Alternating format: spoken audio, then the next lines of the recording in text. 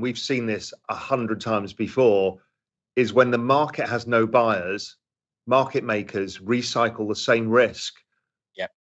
And they have to keep dumping at each other on lower and lower prices, right? So whether it's you guys, it's just the market in general had no buyers, so nothing cleared. All of these people were farming, hoping for the future token, of which they don't know what the value is. They kind of mark it on the previous token price, and the token price just keeps going down. I'm guessing at the end of all of this, they're creating a bit of a death spiral of the token, and everybody's going to lose money, and that liquidity is probably going to dry up because that incentive seemed like a good idea to start with. And then, as ever with incentives, you're not careful, they become perverse incentives. In a digital realm where the line between reality and virtuality is increasingly blurred, a new question has emerged. Has the rise of AI and art devalued the existence of non-fungible tokens, NFTs? This question is not just a matter of curiosity, but a pressing concern that has sent ripples through the art world and beyond. Just a few years ago, NFTs were the talk of the town. They were seen as a revolutionary way to authenticate and monetize digital art, providing a new avenue for artists to sell their work and for collectors to invest in unique digital assets. But the landscape has shifted dramatically. NFT prices and ownership have seen a significant drop since 2022, causing many to question the sustainability and value of this digital asset class. Simultaneously, we've seen an explosion in the use of AI in art creation. Generative AI tools have democratized the art-making process, allowing anyone with a computer to create unique pieces of art. This has led to a surge in AI art, with its demand and uses increasing exponentially. But has this ease of creating unique art and turning it into an NFT led to the devaluation of NFTs? Has the democratization of art creation inadvertently caused a downturn in the NFT market? While these questions are complex and multifaceted, they are further complicated by the ethical and copyright nightmares that AI art presents. As AI algorithms generate art, who owns the rights to these creations? Is it the programmer who designed the algorithm, the user who selected the inputs, or the AI itself?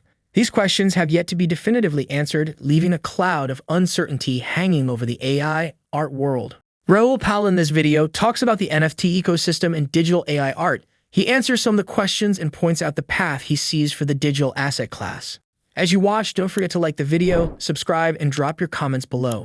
One of the things I've been thinking through with NFTs, and again, no surprise to you, but to other people, I think people need to think this through more, is assets within an economy, particularly status assets or excess discretionary spending assets in an economy, suffer when the economy shrinks. So we've seen it with houses in the meat space. We've seen houses, Rolex watches, Patek Philippe's, are pretty much everything. As the economy shrinks, less consumer spending and less recycled gain. So people aren't making any money, right? Everybody lost money last year in every single thing that they touched. So therefore, nobody's buying stuff, and you're certainly not rewarding yourself with a new Rolex because you've made a lot of money. So that seems to apply for the ETH economy as well, in exactly the same way. And we also find that assets tend to lag the business cycle somewhat. And so I've been observing this. Obviously, ETH was the first to bottom. You and I were pointing that out back in June of last year. ETH bottomed, rest of crypto bottomed, and then NFTs feel like they're bottoming now. You know, we're in that process of market clearing prices. And what was amazing, as I wrote about it in GMI, the chart of Rolexes and Patek Philippe is the same chart as Bored Ape Yacht Club. It really is, huh? Because it's almost the same buyer, right?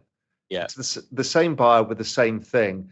And so, you know, when we're looking at the ETH economy now, it looks like it's starting to grow and come to life again. So I just look at this and think, crisis opportunities in NFTs. The issue is in what? Because all the good stuff, right? Art, just, you know, if we're looking at the ETH basing before Bitcoin moment and didn't hit a new low, it's the high end of the art market, right? It started decoupling and didn't fall. Some stuff, NFTs that are tied around kind of memberships, that's still interesting because you get utility, you know what you're getting. There are NFTs that have no utility, nothing else, like Red Guy or Crypto Dick Butts. Do they become iconic memes in the next cycle? Who the fuck knows, right? So it's very hard. The other thing that I'm observing is the rise of new AI art. You know, I'm obsessed by the Rupa Ernesto Life in West America. It's like, Incredible. It's striking, right? It's amazing. And then we're seeing some of the video format stuff as well. And how I get around that is if I buy something like that, it's because I really like it. So I don't really give a shit if it goes down. Yeah.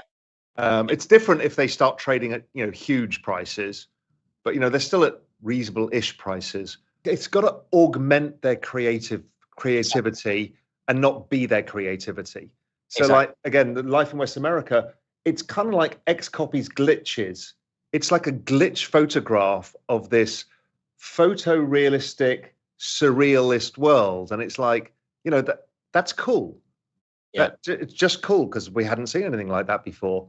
Like X copy, and his glitches. There's, it's very interesting to see where some of this stuff is going, but it has to enhance the creativity. They have to be using it as a conduit and not it being the creativity. Few entities have shaken up the Web3 landscape as much as the NFT marketplace and aggregator Blur has in the last year. In November of 2022, it began to consistently rival OpenSea, the previously undisputed NFT marketplace champion of the past 6 years. By February 2023, it had left the platform in the dust, outpacing OpenSea by as much as $400 million in weekly trading volume. Through several airdrops, the token rewarded platform loyalty and user engagement. These users continue to interact with Blur through the promise of more airdrops to come. In May, the company dropped a lending protocol called Blend, which was aimed at unlocking liquidity in the space, and by tying protocol activity to token rewards, further motivated users to interact with the platform. While the aftermath of the token launch and Blur's Blend protocol saw activity spike, even securing the platform 82% market share in NFT lending, Web3 observers began wondering if the marketplace's successes didn't come without a potentially larger cost to the broader NFT ecosystem. Blur's high volumes, while impressive, have a habit of coming from just a handful of traders who, directly as a result of the platform's incentivization system, are often accused of wielding an outsized influence over NFT prices. In the crypto space, BitGet Crypto Exchange has announced that its reserves have reached a high of $1.44 billion, and that is officially debt-free. As per BitGet's announcement, the exchange's overall reserve ratio now stands at 223%, more than twice the standard 100% or 1-to-1 backing that is expected of all exchanges in the industry. Broken down into different digital assets, the exchange said it has a reserve ratio of 454% for Bitcoin, 135% for Tether, and 171% for Ether. Notably, a representative for BitGet told Cointelegraph in an interview that the exchange has no debts not accounted for in the published reserve ratio. BitGet has no outstanding debts or liabilities and is not listed as a creditor for any recently bankrupt companies, the exchange's representative said. The BitGet representative explained that the excess large reserves it holds in crypto, which far exceeds the normal 1-to-1 backing, comes from profits from transaction fees and returns from its investments and acquisitions. The Bitcoin price has topped $30,000 per Bitcoin, double its late 2022 price, with two shock crypto flips helping the crypto market rebound as the world's largest asset manager BlackRock pulled the trigger on a landmark race. Now, after Elon Musk surprised traders with a bullish crypto prediction, Bitcoin and crypto are braced for $30 trillion worth of capital hitting the market if any one of the recent flurry of U.S. spot Bitcoin exchange-traded fund, ETF, filings is approved by the U.S. Securities and Exchange Commission, SEC. Things are looking bullish for the entire crypto space, including digital arts, especially after the Ripple case with the SEC ended with a court ruling in favor of Ripple not being a security. Assets surged and life returned to the crypto markets. Some are optimistic that this would be the beginning of the long-awaited bull run. Do you think we are already in a bull market, or is this a trap? Let us know your thoughts in the comment section below. Also, don't forget to hit the like button, subscribe, and turn on post notifications. Thanks for watching.